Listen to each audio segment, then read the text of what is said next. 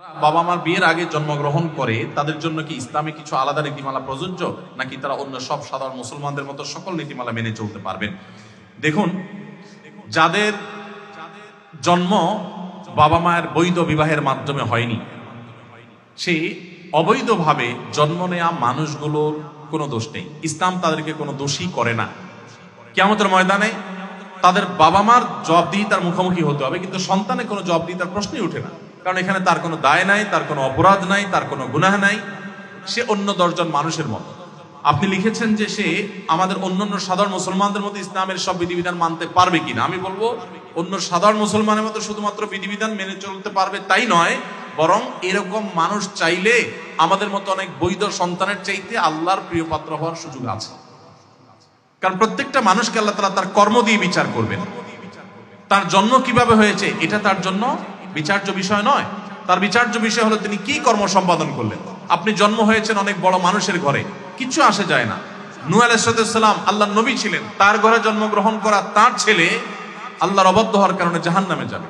লূত আলাইহিস সালামের স্ত্রী, তিনি একজন নবীর স্ত্রী ছিলেন, কিন্তু তার প্রতি ঈমান আনেন নাই, তিনি জাহান্নামে যাবেন।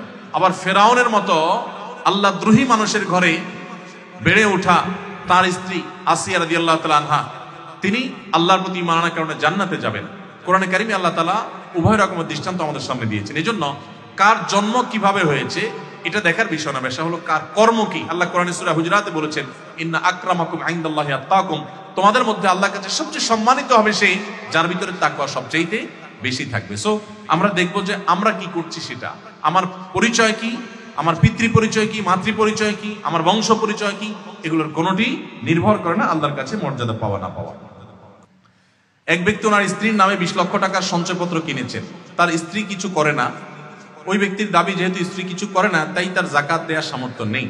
এমত অবস্থায় যদি স্বামীকে হলেও জাকাত দিতে হয়, স্বামীর আবার কিছু লোনও আছে, তাই ওই লোকের বক্তব্য হলো, আমার লোন আছে, আমার স্ত্রীর দেওয়ার সামর্থ্য নেই, আবার আমার স্ত্রীর চিকিৎসার পিছনে অনেক খরচ চালাতে হয়, তাই তাদের জাকাত আদায় করতে হবে কিনা। পুরো প্রশ্ন তার খোলাসা এবং নির্যাস কথা হলো, আমি জাকাত ফাঁকি দিতে চাই, রাস্তা কি আছে। এটা হলো পুরো প্রশ্নের নির্যাস।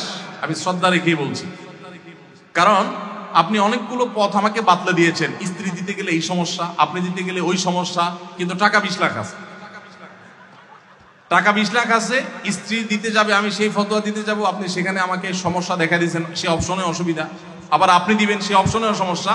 তার মানে দিন শেষে আপনি বলতে চাচ্ছেন যে আমি না দিয়ে থাকার কোনো ব্যবস্থা আছে কি না। এটা কিয়ামতের আলামত, হাসির বিষয় না। নবী করিম সাল্লাল্লাহু আলাইহি ওয়াসাল্লাম বলেছেন, কিয়ামতের আগে মানুষ জাকাত দেওয়াটাকে এটাকে জরিমানা মনে করবে, এটাকে অর্থদণ্ড মনে করবে। দেখুন, আমি সম্পদের যে জাকাতটা দিব এটা তো আমার আমলনামায় জমা হবে, এটা তো কিয়ামতের ময়দানে আমি আল্লাহর কাছে পাবো। সো এটা তো কোনো জরিমানার বিষয় না, এটা তো আমার জন্য আরো ভালো বিষয় যে আমি জমা করলাম, আল্লাহর কাছে কিয়ামতের ময়দানে পাবো, আমার অ্যাকাউন্টে জমা হবে। এটাকে অর্থদণ্ড মনে করাটা ভুল।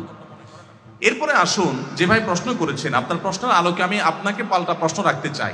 এই টাকাটা আপনার স্ত্রীর নামে আপনি রেখেছেন, নামে রেখেছেন, এর মতলবটা কি? এটাকে যত সহজভাবে আমরা ভাবছি তা তো সহজ না বিষয়টা। স্ত্রীর নামে রাখার মানে আমি যেটা বুঝি সেটা হলো, টাকা আমার, তোমার নামে রাখলাম। তো এরকম যদি হয় তাহলে আপনার টাকা জাকাত আপনাকে দিতে হবে। আর যদি স্ত্রীকে আপনি দিয়ে থাকেন, পুরা মালিক বানিয়ে দেন, তাহলে তার জাকাত তার হবে। আমাদের দেশে একটা বড় সমস্যা কি জানেন?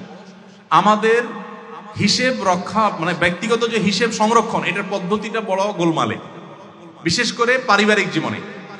প্রবাস থেকে টাকা পাঠায় বাপের নামে, বাপ তার নামে জমি কিনে, এরপরে বাপ মারা গেলে সব ভাই হাজির হয়ে যায় যে বাপের জমি আমরাও ভাগ পাবো। কিনছে কিন্তু এক ছেলের নামে, এক ছেলের টাকা দিয়ে। তো এখানে যে ঘাপলাটা থাকে, পরবর্তীতে লাগে গন্ডগোল, মামলা মোকদ্দমা, ফাসাদ। আর একই সমস্যা স্বামী স্ত্রীর ক্ষেত্রে হয়। এই যে ভাই 20 লাখ টাকা দিলেন, অনেকে নিজের স্ত্রীকে গহনা দেন, টাকা পয়সা দেন, এই দেওয়ার ক্ষেত্রে ক্লিয়ার করেন না মালিকটা আসলে কে। এমনকি স্ত্রীর মহরের টাকাটা পর্যন্ত মালিকটাকে, এটা আমরা ক্লিয়ার করি না। স্ত্রীকে দেওয়ার সময় বলি এটা নাও, তুমি রাখো। তো এখন আপনি কি স্ত্রীকে একসাথে দিয়ে দিচ্ছেন, না আপনার জিনিস তার কাছে রাখতে দিচ্ছেন, কোনটা? যদি আপনি তাকে একসাথে দিয়ে দেন, তাহলে যে গহনাগুলো দিয়েছেন উনি কিন্তু চাইলে ওনার বাবার বাড়ি মানুষদেরকে গিফট করে দিতে পারে, চাইলে বিক্রি করে কটকটি খেয়ে ফেলতে পারে, তার যা খুশি তা করতে পারে। কিন্তু আশ্চর্যের বিষয় হলো, কিনতে গেলে তখন আপনি বাধা দেন। তাহলে আপনি তাকে যদি দিয়ে থাকেন, তাহলে আপনার বাধা দেওয়ার তো রাইট নাই। আবার আপনি নিজেরও দাবি করছেন না। বিশেষ করে জাকাত ফাঁকি দেওয়ার জন্য এরকম অনেকে প্রশ্ন করে। কদিন আগে আমার কাছে একজন প্রশ্ন করেছেন যে স্ত্রীর মোহর হিসাবে বাসার ফার্নিচার দেওয়া যাবে কি। আমি প্রশ্নটা পড়ে কতক্ষণ হয়ে গেলাম। মানুষের ফাঁকি ঝুঁকি দেওয়ার টেন্ডেন্সি কোন পর্যায়ে পৌঁছাইলে এরকম চিন্তা করতে পারে যে মোহর হিসাবে বউরে কোন জিনিসটা দিলে বউ একা ভোগ করতে পারবে না, ওইটা আমার বাসারই লাগে, ফার্নিচার দিবেন। তো আমি উত্তরে বলেছি যে ফার্নিচার যদি স্ত্রীকে মোহর হিসাবে আপনি দেন অবশ্যই দিতে পারবেন, তবে স্ত্রীর অধিকার থাকবে ওই ফার্নিচার বাসায় না ঢুকিয়ে ওখান থেকে বিক্রি করার।